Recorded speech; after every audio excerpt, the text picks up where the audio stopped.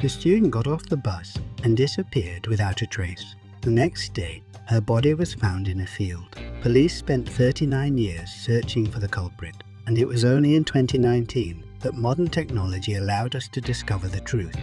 In this video, we will tell you what happened to Helene Prusinski. Helene Prusinski was born on 6 April 1958 in Huntington, New York City. She was the youngest of 3 children. Her brother and sister were 12 and 9 years old respectively. The girl grew up loving and caring. She got along well with her older relatives and was a positive light person. When she was 14 years old, her father was offered a job. The family had to move to a small town, Hamilton, near Boston. There she enrolled in a local school where she became interested in singing and sports. At the same time, Helene decided that she wanted to associate her future life with journalism. After high school, she enrolled at Wheaton College, 110 kilometers from her town. It was close enough to visit his family regularly. In addition, this school offered a really high-quality education in the field of journalism. Helene quickly adapted to student life. She studied perfectly and took an active part in college life. Eventually, she had an opportunity she was looking forward to. She was to go to practice at the radio station's news department in Denver. Despite being more than 3,000 kilometers from her college, Helene was delighted with the opportunity. In addition, her uncle and aunt lived in Denver and agreed to adopt the girl while practicing. With the same winter classmate who studied at the journalism faculty. In January 1980, Helene, who was 21 years old at the time, flew to Denver and began work at a radio station. Every day she had to take a bus from her office to her home. The road took about 30 minutes, after which she had to walk for several kilometers. On January 16, she left the station at 6 p.m. and went to the bus stop. Her aunt immediately began to worry. As before, Helene always warned her if she planned to stay somewhere. The woman waited a few hours, but at 10:30 p.m. she decided to go to the police. The investigators immediately began their search, fearing that her disappearance might be linked to the recent series of attacks on women in the area. They searched the area along the Helene route all night, but could not find her. In the morning, a woman contacted the police. She was driving her car in a suburban area of Denver with her children. At some point, they noticed that someone was lying in a field near the road. The mother stopped the car, came closer, and saw the body of the young girl without signs of life. The police officers who arrived at the scene immediately identified Helene. Her clothes were partially missing. Her hands were tied behind her back. All her personal belongings were also missing. Later, medical experts determined that the girls had given 9 stab wounds as well as violence. Death occurred between 8 and 10 o'clock in the evening.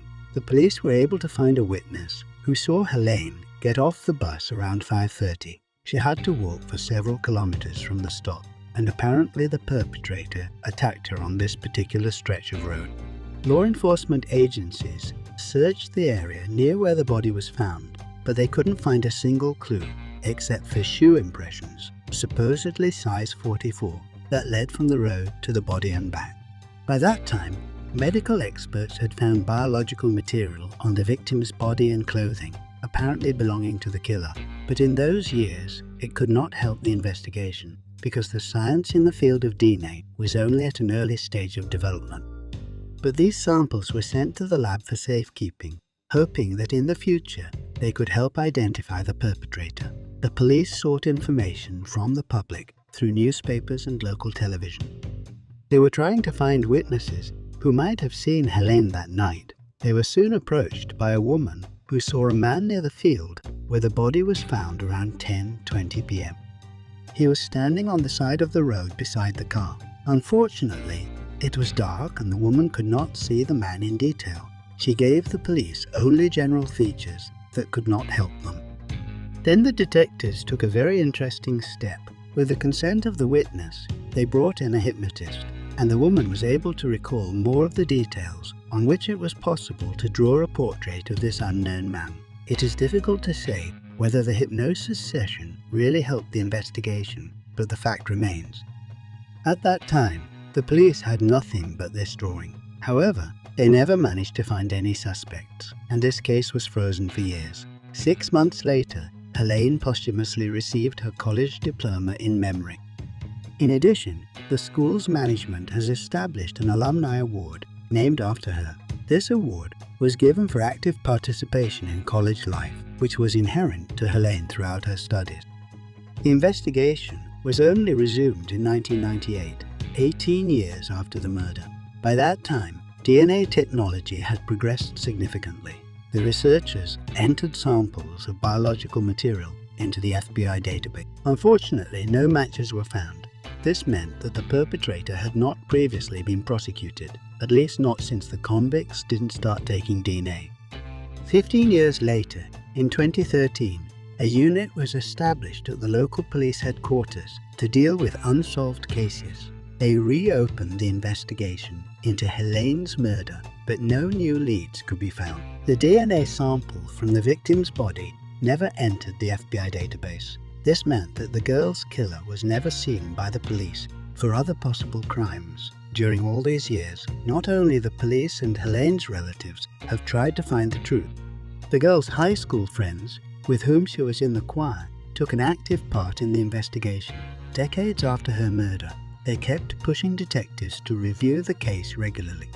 They also gave interviews to bring the story to the public and distributed leaflets with information about Helene's murder along her bus route. In 2017, the case was reopened again. And this time, the detectives had much more opportunities. At this point, forensic science began to make extensive use of genetic genealogy by which the identity of the criminal could be identified through his relative.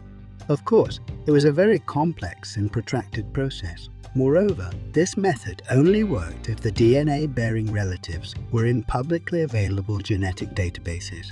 There are several of these, and they are mainly used to search for family members. In 2018, police handed over available DNA samples to Parabon's lab, which has already solved hundreds of such cases.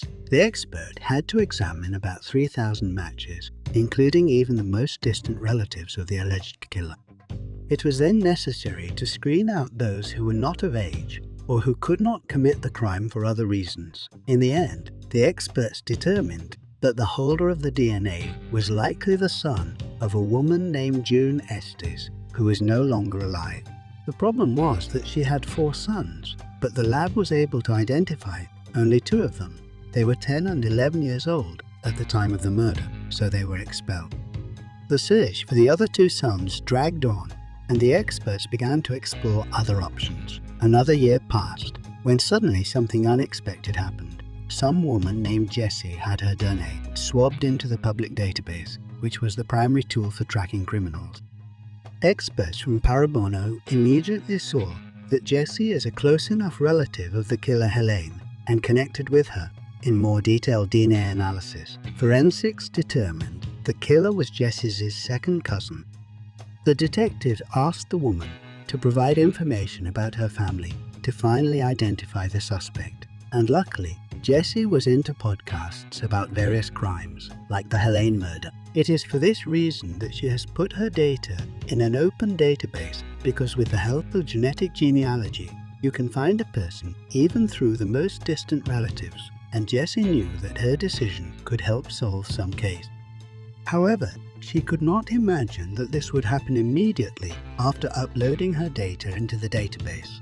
The woman began to collect information about her ancestry and also asked both parents to enter their DNA into the database. That's how Parabon's experts established that the killer was connected to Jessie on his father's side. Unfortunately, the search for an answer took several months. Forensics, detectives, and Jessie's family worked together to get close to the guy who had the DNA from the murder, and soon it finally happened. The policeman managed to get to a relative of June Estes, and he told new details about her older sons. It turned out that the woman was suffering from mental problems, and after her next breakdown, the father took the boys to another city. Their names were William and Curtis, and the detectives had to find out which of them was the killer. The answer was not long in coming. The police immediately discovered that William had been repeatedly imprisoned. His DNA was entered into the FBI database in 2010. Given that the sample from Helene's body has since been run repeatedly through this database. William was not the killer. The downside of this database is that it only shows a full match, not a partial one, even if it involves brothers. As a result, 39 years after the murder, the police had a prime suspect, Curtis White. Turns out, this man has a history of crime. At 18, he knocked on a woman's door and asked to use her phone. Once inside the house, he pulled out a knife and abused the victim, after which he escaped. He was quickly caught and imprisoned for 30 years. Only he got out 4 years later. He was released early because an employee of the Christian teen care facility where Curtis had been to his majority had intervened for the theft of a cop. The man stated that he was willing to take the criminal home and find him a job. It's hard to imagine bringing a convicted felon to your home with your wife and 5 kids, but this man asked the court to release Curtis on exactly these terms. When he got out, Curtis moved in with him and worked with a gardener. At the time of Helene's murder, he was living in the area. He later moved to Florida, where the detectives went in 2019. Curtis was then 62 years old. He worked as a trucker. Before they could charge him with Helene's murder, the investigators wanted more evidence. They'd been watching the man for about a week, trying to get a secret sample of his DNA. First, they removed a carton of milk from his dumpster and sent it to the lab. Forensics found someone's DNA on it, but it was too small for analysis. On November 30, detectives followed him to a bar where the suspect had drunk several beers from a single glass. As soon as he left, this glass was seized and sent to a lab in Colorado. Transportation and study took almost a month, but eventually the detectives had the long-awaited results on their hands. The sample from the victim's body was a complete match to Curtis's DNA. He was arrested on 11 December and charged with the murder of Helene. The man denied any involvement, so the prosecutor was preparing to take the case to court, and the man was extradited to Colorado, and something unexpected happened. On the way there, he began to confess what he had done. The detectives who accompanied him listened to every detail of the crime. Curtis said he was driving down the street and saw a lonely girl get off the bus. After he took the knife, he forced her to get into his car to commit violent acts. After that, he drove her outside the city, abused her, and killed her. As a result, he was sentenced to life with the possibility of parole after 20 years. Given that he will be 82 years old by then, the perpetrator may well not live to see that day. Unfortunately, most relatives of Helene herself did not wait for the moment when the killer will be punished. Her parents and older brother had died many years earlier, and only her older sister remained alive. Almost 40 years later, an elderly woman received a call from the police station, where she was finally informed that the case had been solved. There's one more terrible thing about this story. As you may recall, at the time of Helene's murder, there were repeated cases of abuse of women in Denver. These crimes had a common MO. Now the detectives think Curtis was behind them, but cannot prove it. Share your opinion on this story in the comments, and be sure to like and subscribe to help promote this clip. Good luck and bye.